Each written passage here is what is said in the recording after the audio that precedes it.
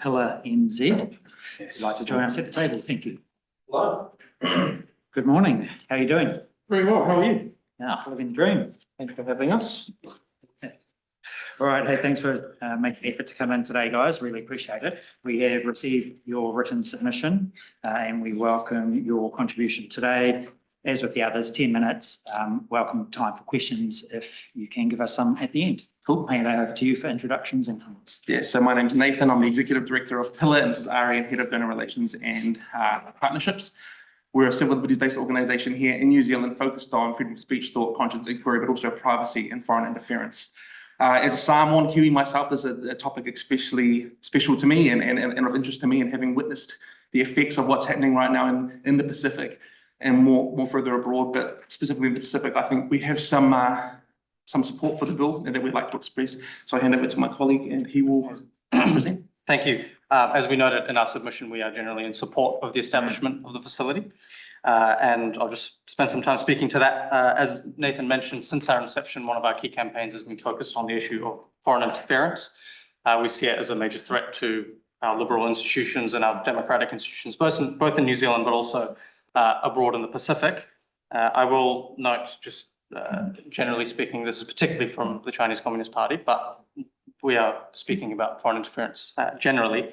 It has also just been encouraging to see the government and the public service increasingly account for this, and we hope that this continues. But more specifically, as you'd be aware, New Zealand's security as an island nation is closely linked to the security of our Pacific partners. This has been affirmed by one of the most recent national security strategy documents that have come out in recent years. And interestingly, that document draws a very close relationship between climate resilience and also stability and security in the Pacific. And so we believe that protecting New Zealand from threats that would do us harm means safeguarding a peaceful and resilient and independent Pacific. And we believe that this facility facilitates greater investment in obviously local communities and development projects. And so in light of that, we think this is important and are in support. Strengthening the long-term environmental security of Pacific nations, and we think therefore their general security, national security, is a critical deterrent to foreign interference in the Pacific, and then further down to New Zealand. And that's specifically noted in Article 3 of the agreement, which looks at the idea of development more broadly, as well as obviously the climate-related stuff, but also development. And in particular, we think that New Zealand's obviously signed up to the 2050 Blue Pacific Continent Strategy, and there's 7 pillars in that, and 3 of those pillars are around stability, regionalism, and development, and this plays an important role in achieving that agreement, which we've already signed up to. As I noted, the Chinese Communist Party earlier, and I'll speak specifically to that as well. We believe that obviously environmental disasters are a threat, and if they do occur, they leave these nations vulnerable to opportunistic and coercive threats who have much to gain in the Pacific. More explicitly, in recent years, we've seen growing influence and investment from the CCP in the region, both at the national level, but also at the local government level, with sister city relationships being built. We've seen China's dual-use facilities in the Pacific, which serve obviously a civilian purpose, but also for military purposes, and enhance their military's ability to project their power. And some of you would be very well aware of their interests in our country.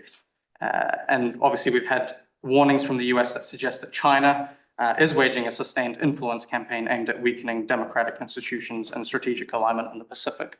And that's also relevant to some of the earlier submissions that we heard about transnational crime, as well as the interference that they have. More examples are in the written submission. But all in all, it's against this background that we stand in support of the agreement as a practical mechanism, among other measures, to strengthen New Zealand's regional partnerships and counter foreign interference and influence in China's increasingly assertive behaviour in the Pacific. Pacific nations, including New Zealand, must be empowered to exercise full sovereignty over their territories and become, we believe, progressively less reliant on external partners, we do hope that they become independent, democratic, liberal nations. And we do think that that's in New Zealand's best interest, that they be this way, independent, secure, sovereign, democratic partners for the long term. And obviously our recommendations are noted there, but we think that we should, having secured a seat on the board and on the council, that we should have a guiding vision and lobby hard to sustain independent Pacific. And so, yeah, would be happy to take questions on that. Excellent, very good. First question, Tim Costin. Yeah, I found it really interesting. I thought it was a really good submission, so thank you. We heard from some other submitters almost hoping New Zealand would take a bit of a step back from active involvement in the Pacific. Not having a seat at the table was the quote in one of the submissions. You know, and you yourselves have sort of reflected some of the things we've seen with other countries having an influence when there's a vacuum, Yes. maybe an influence that we don't think is positive. So I was just really keen to hear, in that context, how important is it that New Zealand actually does take a leadership role? We think it's critically important. There's a saying that nature hates a vacuum, and we know that there's other countries who are involved in this agreement and are putting money in there, significantly less money than the New Zealanders. China's contributed, I think, 500,000, whereas we're giving 20 million. Yeah. And so I think it would be silly at best if we put in money and then take a step back. So I think it would be wisest to take a strong leadership I position. mean, Nathan, isn't it? Yeah, and you are Pacifica Kiwi. You, I think, have maybe a right to speak for Pacifica more than some. How do you think New Zealand is valued in that leadership role in Pacific?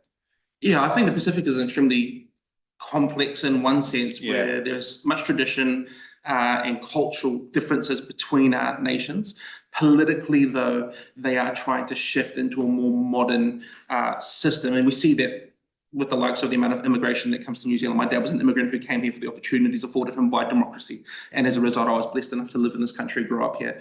Traveling back to Samoa over the last few years, and even from my first trip when I was maybe 7, there was dirt roads, then there was paved roads, then there was shacks, and there was glass buildings, and all of them have Chinese names on them, all of them have Chinese writing. And it's infrastructure that to the eye might seem like development, but it's cheap infrastructure and it's dodgy money. Now, I don't want to go out and generalize too broadly, but the Pacific needs a guiding hand here. That is one that values Western liberal democracy and individual rights. If we leave that vacuum, it will be easily abused by those who would have totalitarianism and authoritarian ideas. And because that is what we see happen when we leave these nations to stand alone, we give them the resources, we might give them a little bit of encouragement and a push from a distance, but it doesn't serve them well for us to then just let them sink. It's not about giving them handouts or babying them or infantilizing them. It's about strengthening democracy across the Pacific through partnership, not through parenting. And we can eventually see a stronger Pacific if we do this properly. Well said, thank you. Very good. All right. Look, we are out of time, unfortunately, but thank you very much for that submission. Great submission, as Mr. Costley said, and your comments in relation to that today are very much appreciated as well. Thank you so much. Thank you.